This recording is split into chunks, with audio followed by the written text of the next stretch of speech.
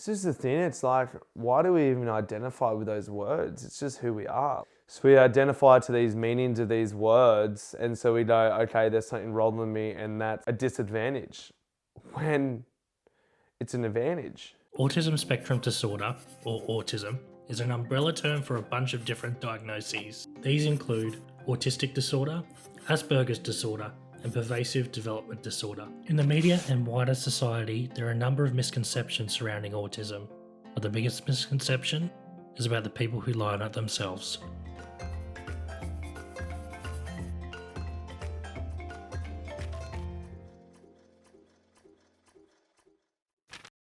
You might not realise it looking at me, or even in a conversation, but I am on the spectrum.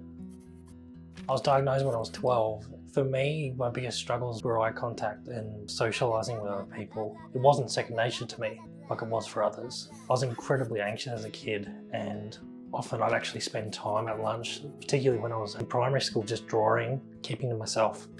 Despite having those struggles, I was actually very academic at school. I was really good at sport, and when I found something I was passionate about, I would latch onto it and I'd be super laser focused. I've come to realise that some of my greatest strengths come from it. It's not a tragedy to be on it at all. So my aim is that hopefully by going through this process and talking with people and learning about how others on the spectrum live their lives, that I'll learn a little bit more about myself, but I'll also learn how other amazing people with brains that work in amazing ways are able to have these fantastic lives and have the successes that they do.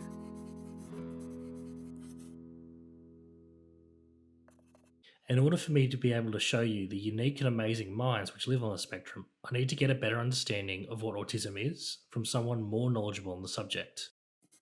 Meet Professor Andrew Whitehouse, Director of the Autistic Research Team at the Telethon Kids Institute at the University of Western Australia. His experience as a researcher and clinician has seen him recognised in the field for both his work in Australia and in other parts of the world. I sat down with him over Zoom to ask him a few questions.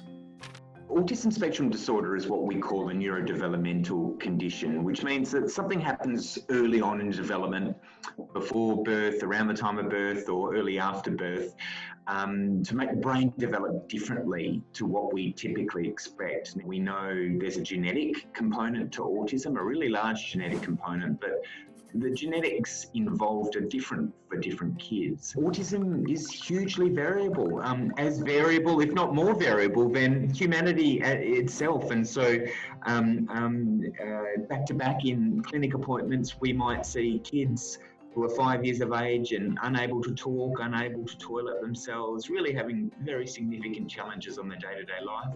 And the next appointment might be a child who's able to talk, able to tell you jokes, highly intelligent and verbal, but they're still experiencing social and communication challenge. And both of these kids will have a diagnosis of autism. Of course, this is why we refer to the autism spectrum. And the spectrum really just indicates that there is no one mould of autism, just like there's no one mould of any human that's on this planet.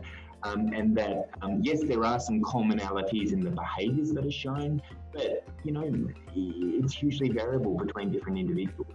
How have, perceptions in your field changed, and have they changed for better or for worse? When I started out in the field around 20 years ago, so it seems a long time now, but it's really not a long time.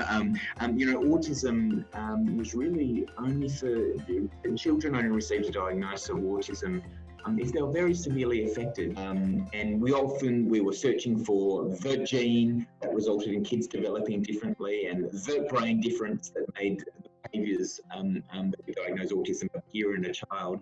What we now know is that actually autism can be present in kids without intellectual disability. And in fact, the majority of people with a diagnosis of autism are highly fluent with language, highly intelligent, very major contributors to our society. One thing that I wish people knew better is that autism is just a label, and that as soon as we hear the word autism, we can keep it in our mind, but we need to go deeper.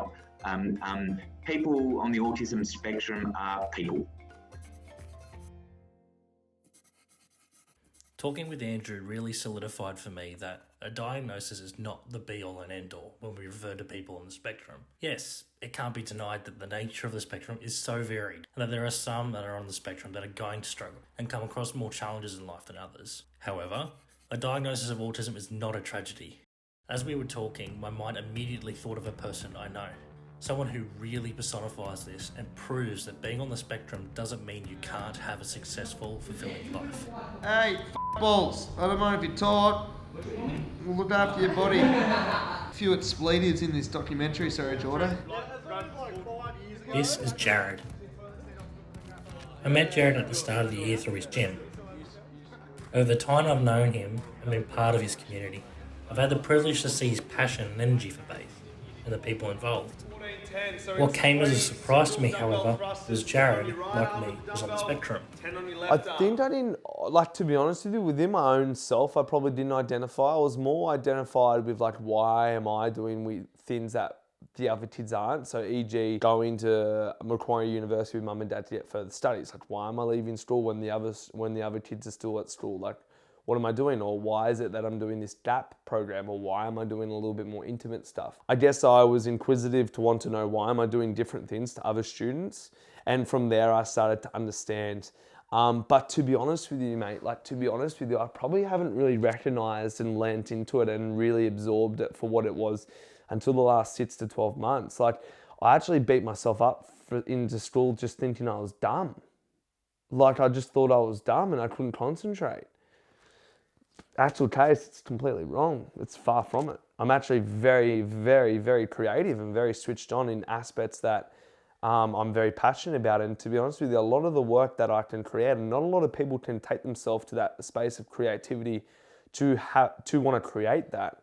So Jared, as a child, was a pretty active, didn't want to sit down and do colouring in or whatever, had to be outside running around, playing. That was probably more like struggling with his learning difficulties and trying to explain things to him.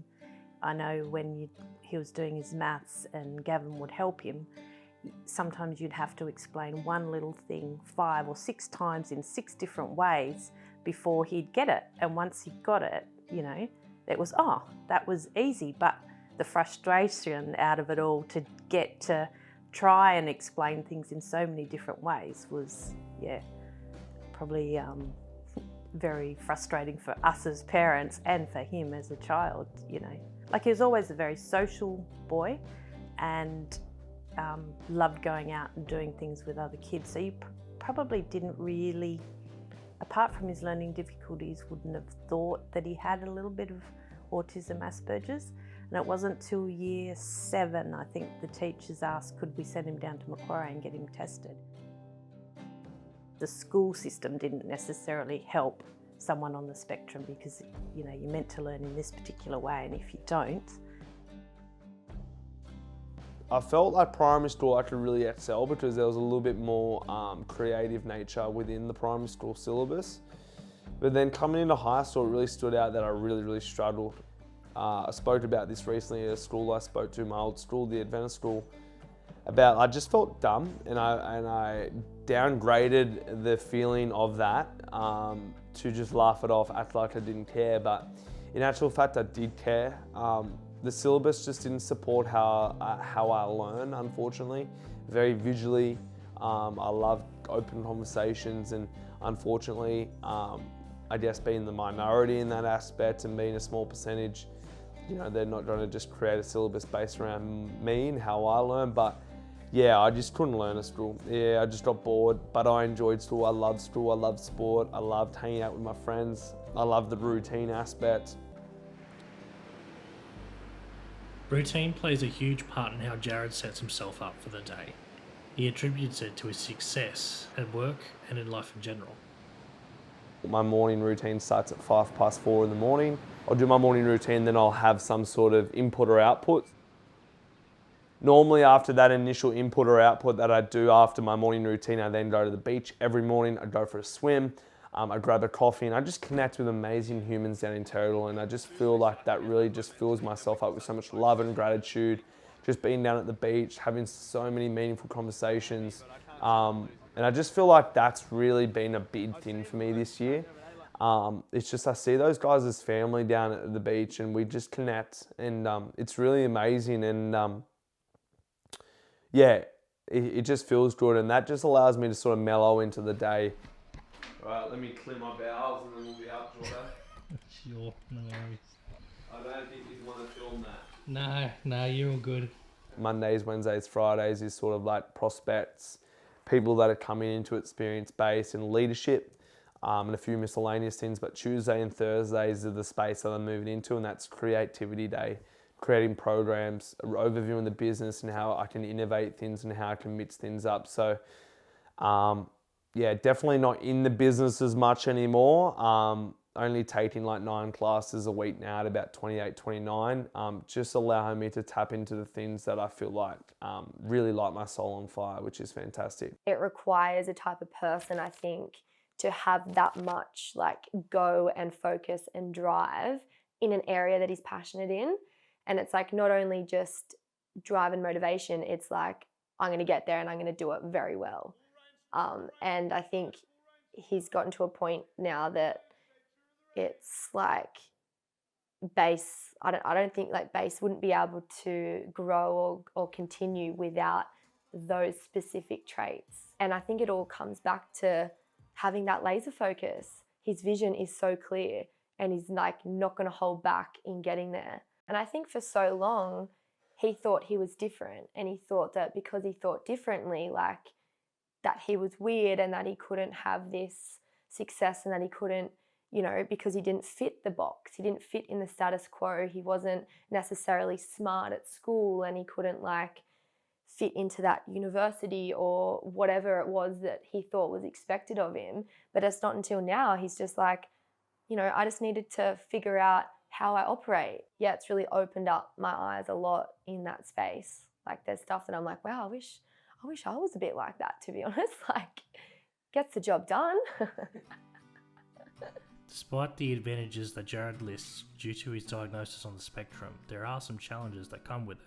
However, both Jared and his family can see the humour in it all. One of my signs of my autism or Asperger's is my sensories. And so like I can probably be times eating with my mouth open and eating terribly, but if I hear someone else, like my sensories go off the chain and it feels like something takes over in my brain and I'm like, I'm so flustered and frazzled, and I'll hear stuff and I have like just my hearing is just like straight on something. I'm like, look, like don't eat with your mouth open, like I can hear you chewing and stuff like that. The sensory part, even now, if there's little lumps in his bed, you know, I'm sure Taylor can vouch for that, his girlfriend now, but he'd get just, you know, his almost like his skin was itchy and yeah, things like that. Mum would often have to tie my shoelaces to the point of breaking my shoes, and she'd always have to every day tie my shoelaces so tight and she'd almost break her fingers. He would just have these massive meltdowns because you couldn't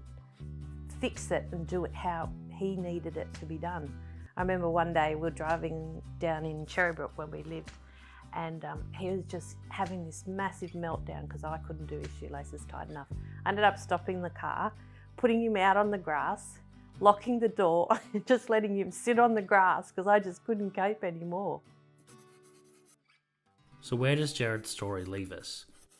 The biggest thing I took away from the conversation with him was that being on the spectrum can be challenging, but it doesn't mean it's the end of the world because of it.